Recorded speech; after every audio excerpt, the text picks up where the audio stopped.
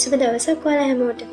අද මම මේ වීඩියෝ එකෙන් ඔයගොල්ලොත් එක්ක කතා කරන්නේ eShop project එකේ invoice page එක මම කොහොමද ප්‍රෝග්‍රෑම් කරලා තියෙන්නේ කියලා.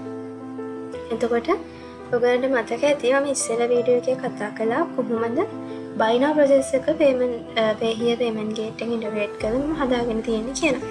එතකොට මම කෝඩ් එක පෙන්නුවොත් ඔයගොල්ලන්ට මෙතන payment එක complete වුණාට පස්සේ ෆන්ක්ෂන් එක කෝල් වෙනවා save invoice කියලා.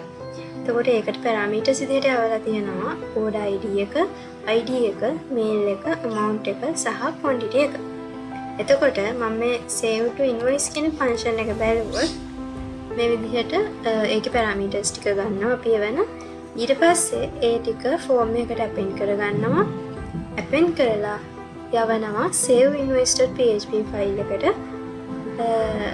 save invoice.php ෆයිල් එක බලුවොත් මේකෙදී අපි ෆෝම් එකට append කරන data ටික අරගෙන ඊට පස්සේ database එකට search එකක් කරනවා product table එකෙන් මේ product ID එක තියෙන product එකක් තියනවාද කියලා. ඊට පස්සේ අපි ගන්නවා අපේ quantity එක product quantity එක අරගෙන ඒක තමයි අපේ current quantity එක දැන්ට තියෙන. ඊට පස්සේ ඒ current quantity එකෙන් අපි buy කරපු quantity එක අඩු කරලා new quantity එක හදා ගන්නවා. ඊට පස්සේ database එකේ product table එක update කරනවා quantity එක new quantity වෙන්න product ID එක අපි මෙතන එවන product ID එක වෙන කියලා. ඊට පස්සේ අපි date එක හදා ගන්නවා. date එක format කරලා අපි ඊට පස්සේ invoice table එක insert query එකක් ගහනවා. order ID එක, date එක, total එක, quantity එක, status එක දෙන්නේ බිංදුව කියලා product ID එක සහ user mail එක දාලා invoice table එකට අපි data ටික insert කරනවා. ඊට පස්සේ එක්කෝ එකක් දෙනවා එක කියලා. ඊට පස්සේ මේ එක්කෝ කියන එක්කෝ එක ආවට පස්සේ response text එක අරගෙන ඒක එක වෙනවද කියලා බලලා එක වෙනවා නම් අපි invoice page එකට මේ order ID එකත් අරගෙන redirect කරනවා. ඊට පස්සේ invoice.php ෆයිල් එකේදී ඉස්සෙල්ලාම බලලා තියෙනවා session එකේ user කෙනෙක් ඉන්නවද කියලා. මොකද session එකේ user කෙනෙක් log වෙලා නැහැ කියන්නේ මේ invoice page එක පෙන්වන්න බෑ කියන්නේ. ඊට පස්සේ log වෙලා ඉන්නවනම් ඒ user ගේ email එක ගන්නවා.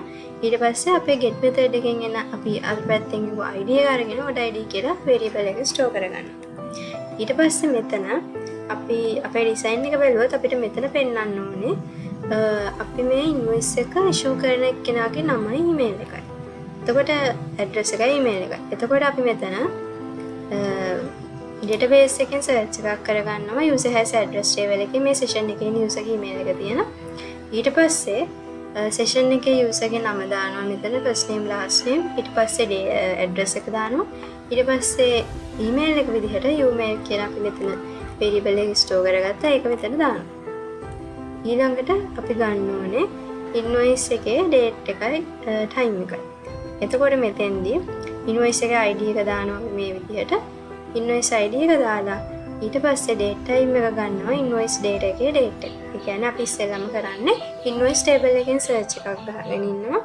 ඒ search එකට ඒ data ටිකට අදාළව තමයි මෙතන අපි data ටික load කරලා තියෙන්නේ.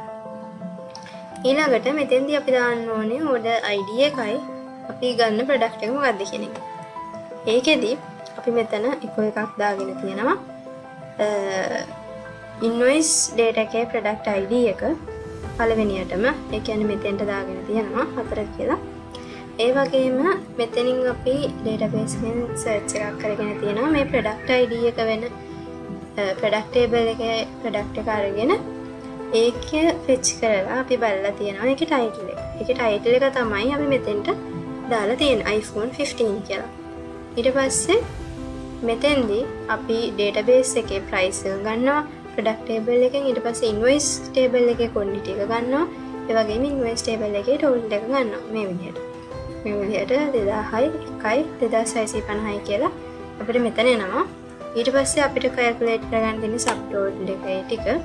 ඊමස්සේ මම මෙතෙන්දී table footer එකේදී database එකෙන් search එකක් කරගෙන තියෙනවා city table එකෙන් city ID එක මේක වෙන කියලා. ඊට පස්සේ අපි බලනවා delivery fee එක සිටි ID එක district ID එක 4 වෙනවා නම් delivery fee කොළඹ ඒ කියන්නේ කොළඹ ඉන්න user කෙනෙක් නම් මේ කොළඹ user කෙනෙක් නෙමෙයි නම් මේක delivery කියන variable එකට assign වෙනවා. ඊට පස්සේ අපි noise data එකට order එක ගන්නවා. t කියන variable එක store කරනවා. ඊට පස්සේ t කියන variable එකෙන් අපි delivery fee එක අඩු කරාම තමයි අපිට මෙතෙන්දී subtotal එක අරගන්න පුළුවන් වෙන්නේ. ඊට පස්සේ අපි subtotal එකට g කියන එක දානවා.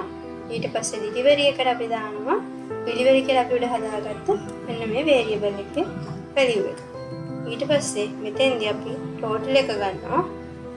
ඊට පස්සේ තමයි අපි thank you message එක දීලා දෙන්නේ. මේ විදිහට තමයි අපේ මෙතන subtotal delivery fees සහ grand total එක හදාගෙන තියෙන්නේ.